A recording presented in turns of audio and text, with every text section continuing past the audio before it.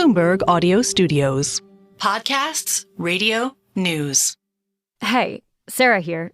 One of the best parts of working at Bloomberg is we have teams all around the world working to bring you coverage with a truly global perspective. Today's Big Take is an example of that. It's an episode from our team in Hong Kong, hosted by my colleague Tanya Chen. It's about a globe-trotting baseball superstar, an eye-popping contract, and a bid to secure a bright future for America's favorite pastime by taking it to Asia. Here's Tanya. This Wednesday, the Los Angeles Dodgers and the San Diego Padres will face off in the first ever Major League Baseball game in South Korea. When tickets for the game went on sale in January, they reportedly sold out in just 8 minutes. This is a huge deal in Asia and in Korea. That's my colleague, Janet Paskin, a senior editor here at Bloomberg. She says there are a few reasons those tickets disappeared so fast. It features two really exciting teams. They each have notable Asian stars on their rosters. And of course, everyone's here to see Shohei Ohtan. Just listen to how excited the MLB is to feature him. Clapping for Shohei, who goes to the opposite field. Shohei Ohtani puts on the show in the Bronx. You bet. Showtime in Arlington tonight. He never stops amazing. First pitch. Shohei Ohtan is the biggest star in baseball right now. This will be Shohei's first game for the Dodgers since they signed him to a $700 million contract. It was the biggest sports contract in history, and for a good reason. Ohtani is nothing short of a baseball superstar, and his meteoric rise is central to Major League Baseball's future. Shohei Ohtan is an incredible gift to Major League Baseball, not only because he is a generational player, but because he plays directly into the league's desire to grow its audience in Asia.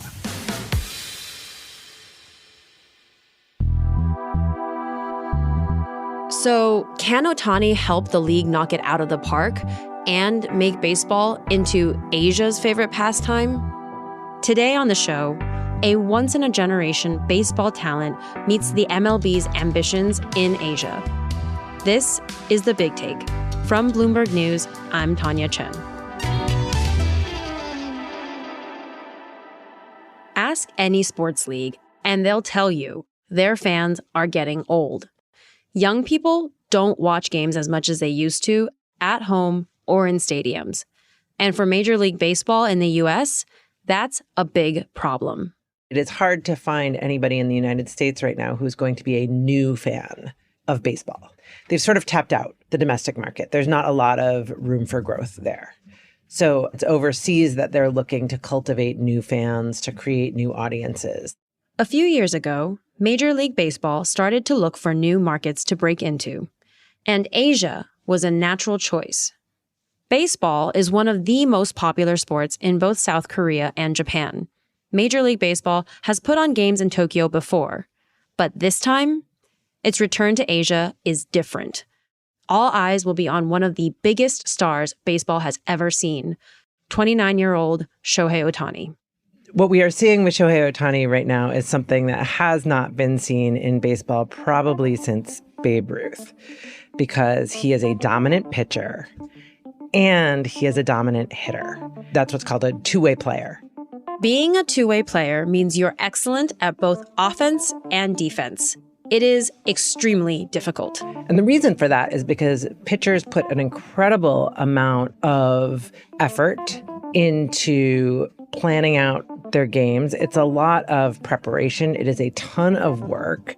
And then hitters also put a ton of preparation into facing the pitchers that they're going to face. So between the physical demands, the mental demands, and the demands of preparation, he's basically working two full-time jobs at the highest level. On top of that, baseball teams don't expect or even allow their players to do both. This is the main reason that Ohtani joined the American League fairly late. In 2013, Ohtani was a dominant high school player in his home country of Japan, and he was interested in joining Major League Baseball right out of high school. But eventually, he chose to stay. Because the team that he wanted to play for straight out of high school was not interested in allowing him to pitch and to hit. And the team that drafted him in Japan, the Nipponham Fighters, they were willing to let him do both. After playing in Japan for 5 years, Ohtani joined the Los Angeles Angels in 2018. And his career only shot up from there, straight up to baseball superstardom. He wins the American League Rookie of the Year award that year. The next couple of years are rocky, and then he explodes in 2021. He is the first player in the history of baseball to hit more than 10 home runs, steal more than 20 bases as a hitter, and strike out more than 100 in the same season. So he gets the AL MVP that year. The next year, he's on the leaderboards for hitting and pitching, and then the year after that, he's the MVP again. To put it lightly, Ohtani was on fire. One of the biggest highlights during that time was the finals at the 2023 World Baseball Classic. So this is like a World Cup of baseball. It's Japan versus the U.S. Shohei Ohtani's playing for Japan. His Angels teammate, Mike Trout, also a phenomenal baseball player, is playing for the U.S. Here's MLB's live commentary on the game. Just listen to the announcer's excitement. The dream matchup, Ohtani, Trout. So it's 3-2, 2 outs. Shohei Ohtani gets one more out, and Japan wins the World Baseball Classic. Ohtani's ready. Trout's ready. And Shohei Ohtani gets Trout to swing at a slider to strike him out. He struck him out! Ohtani strikes out Trout, and Japan's back on top of the baseball world. And everybody goes insane, right? It's exactly what you want as a sports fan in those crucial moments. You want to see the best players face off. And that's what they got. The game was monumental. And not too long after that match, Ohtani shocked the baseball world again by signing a 10-year, $700 million contract with the LA Dodgers. It is the biggest player contract in sports history. And I mean all of sports. Bigger than football quarterback Patrick Mahomes, bigger than soccer star Lionel Messi. And it's structured in this really unique way. You might think $700 million, 10 years, $70 million a year. No, he's getting $2 million a year for the first 10 years. And then when the contract expires, at that point, though, he starts to collect $68 million a year for the subsequent 10 years. It's a lot of money, but Ohtani's value spans far beyond the field. And that's exactly what MLB needs right now. His fame and his talent and this incredible feat that he is accomplishing on the field, they want to leverage that into new enthusiasm for fans in the United States and all over the world. Major League Baseball has a bigger plan. Can Ohtani help them achieve that?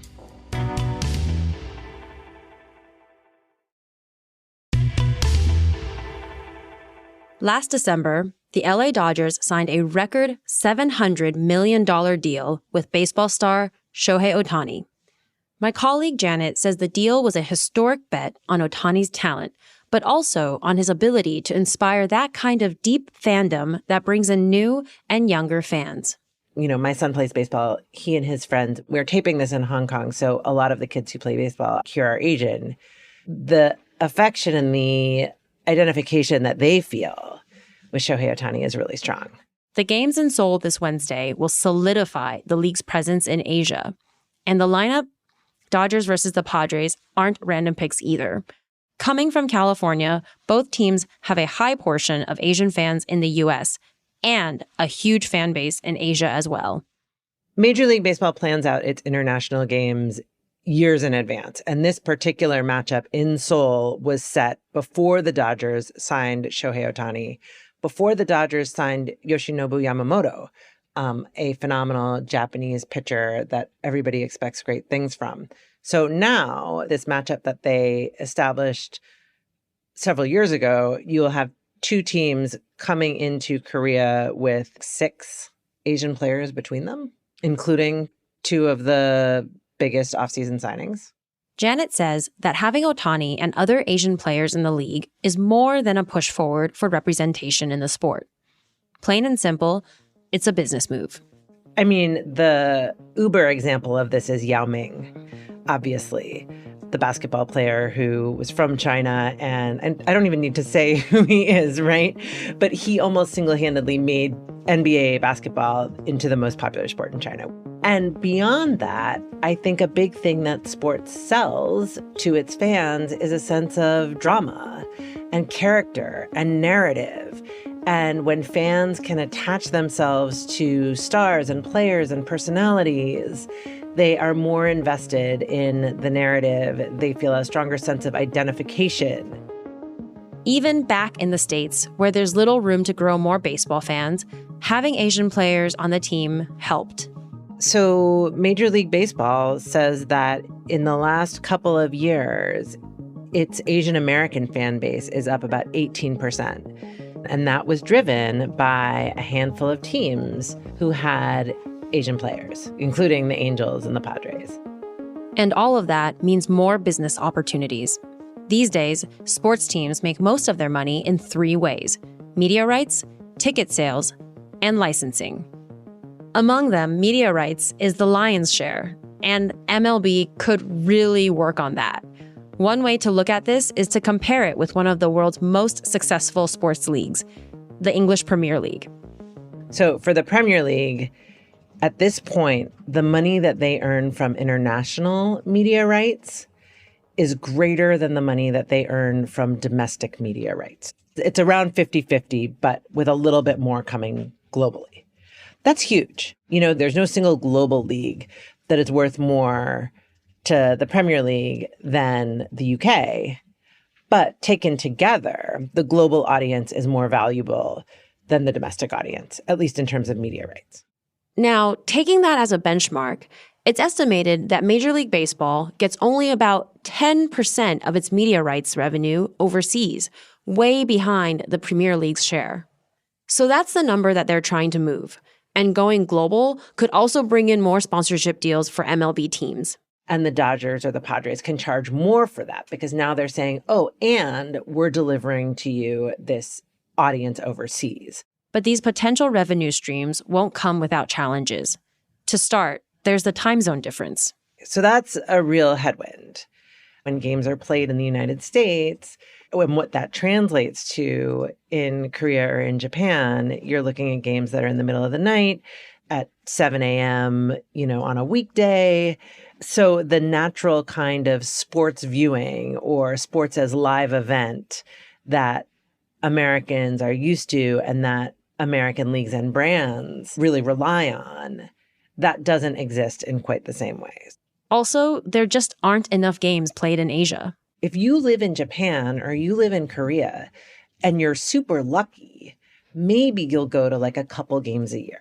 There's no casual, like, oh, I don't have plans on Saturday. Let's see what the tickets to baseball cost. The Dodgers predict they'll generate as much as $100 million a year in new revenue thanks to Ohtani. And that's why the Seoul games this week are so important. That's partly why they're playing these games in Seoul. It is a way to engage with fans, try to really solidify some of those relationships. Because the other thing Major League Baseball can't do is they can't play games once the season really gets underway, again, because of the time change and the schedule is so packed.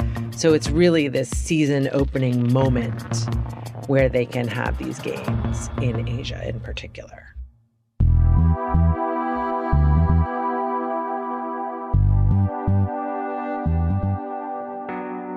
This is The Big Take from Bloomberg News. I'm Tanya Chen. This episode was produced by Yang Yang and Naomi Ng, with additional reporting from Jenny Seungmin Lee and Sohee Kim. It was edited by Aaron Edwards and mixed by Yang Yang and Alex Sugiula. Our senior producers are Naomi Shaven and Elizabeth Ponzo. Nicole Beamsterboer is our executive producer, and Sage Bauman is Bloomberg's head of podcasts. Thanks for listening to The Big Take. We'll be back tomorrow.